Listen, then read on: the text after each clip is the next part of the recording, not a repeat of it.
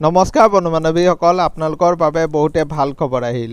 অসমৰ স্বাস্থ্য বিভাগৰ ফালৰ পৰা পুনৰ আপোনালোকৰ নতুন চাকৰি মুকলি কৰা হ'ব। আপোনালোকৰ DAGS DMEৰ ফালৰ পৰা আপোনালোকৰ গ্ৰেড 3 এণ্ড গ্ৰেড 4ৰ পদ আপোনালোকৰ মুকলি কৰা হ'ব। ইতিমধ্যে আপোনালোকৰ অফিচিয়েল নোটিছ প্ৰকাশ কৰা হৈছে আৰু এই পদসমূহৰ বাবে আপোনালোকে 18 বছৰৰ পৰা আপোনালোকে 40 বছৰলৈকে আবেদন কৰিব পাৰিব। আপোনালোকৰ কি পদ থাকিব, কেতিয়াৰ পৰা আপোনালোকৰ অনলাইন আবেদন আৰম্ভ হ'ব, কোৱালিফিকেশ্যন কি বিচাৰিছে, সকলোবোৰ ডিটেইলত আজি আপোনালোকক এই ভিডিঅ'টোত জনাম। আপোনালোকে ভিডিঅ'টো মাথো শেষলৈকে চাই থাকিব। বলক ভিডিঅ'টো আৰম্ভ কৰোঁ। অসম চৰকাৰে আপোনালোকৰ 50,000 পদৰ নিযুক্তি দিয়াৰ কথা ইতিমধ্যে ঘোষণা কৰিছিলে আৰু অসম চৰকাৰে এখন লিষ্টো আপোনালোকৰ প্ৰকাশ কৰিছিলে ক'ত কিমানটা পদ খালী হৈ আছে। টোটেল আপোনালোকৰ 33,000 পদৰ আপোনালোকৰ এখন লিষ্ট প্ৰকাশ কৰিছিলে। ইয়াৰে আপোনালোকে চাব পাৰে Assam police ADR grade 3 and grade 4ৰ পদসমূহৰ আপোনালোকৰ নিযুক্তি প্ৰক্ৰিয়া আৰম্ভ হৈ গৈছে আৰু আপোনালোকৰ এক্সাম ডেটো ঘোষণা কৰা হৈছে। আৰু বাকী থাকিছে আপোনালোকৰ হেল্থ ডিপাৰ্টমেণ্ট, এডুকেশ্যন ডিপাৰ্টমেণ্ট আৰু আপোনালোকৰ পঞ্চায়ত ডিপাৰ্টমেণ্টৰ যিবোৰ পদ আছিলে, এই পদসমূহৰ এতিয়ালৈকে কোনো ধৰণৰ নিযুক্তি প্ৰক্ৰিয়া আপোনালোকৰ আৰম্ভ হোৱা নাই। আৰু এতিয়া আপোনালোকৰ হেল্থ ডিপাৰ্টমেণ্টৰ ফালৰ পৰা এটা ভাল খবৰ আহিল। আপোনালোকৰ অফিচিয়েল নোটিছ যোগে জনোৱা হৈছে যে আপোনালোকে হেল্থ ডিপাৰ্টমেণ্টৰ ফালৰ পৰা যিসমূহ পদ আপোনালোকৰ খালী হৈ আছিলে, আপোনালোকৰ 5,105টা, এই পদসমূহত ইতিমধ্যে আপোনালোকে শীঘ্ৰে আপোনালোকৰ অনলাইন আবেদন আৰম্ভ হ'ব।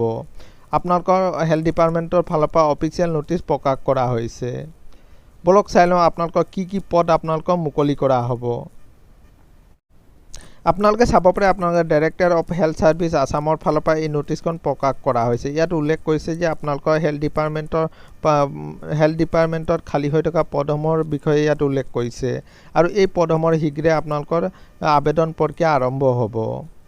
আৰু ইয়াত চাব পাৰে আপোনালোকৰ গ্ৰেড 3 টেকনিকেল, নন টেকনিকেল আৰু গ্ৰেড 4ৰ কিমানটা পদ আপোনালোকৰ খালী হৈ আছে আৰু কিমানটা আপোনালোকৰ মুকলি কৰা হ'ব, সকলোবোৰ ডিটেইল ইয়াত দিয়া হৈছে। বলক চাই লওঁ।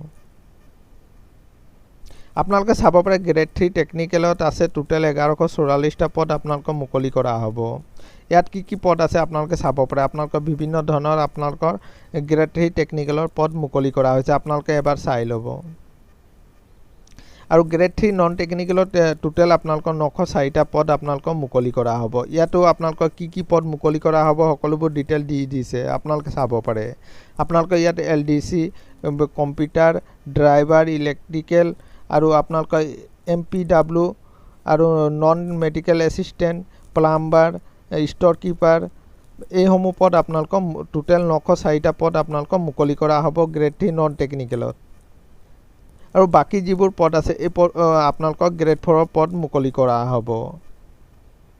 আৰু এইবোৰ পদ আপোনালোকৰ অতি শীঘ্ৰে আপোনালোকৰ আবেদন প্ৰক্ৰিয়া আৰম্ভ হ'ব। যিহেতু অসম চৰকাৰে আপোনালোকৰ 33,000 পদৰ ভিতৰত আপোনালোকৰ হেল্থ ডিপাৰ্টমেণ্টত 5,105টা পদ খালী হৈ আছে বুলি উল্লেখ কৰিছিলে আৰু এই পদসমূহৰ হয়তো আপোনালোকৰ ছেপ্টেম্বৰ মাহৰ পৰা আপোনালোকৰ অনলাইন আবেদন আৰম্ভ হৈ যাব।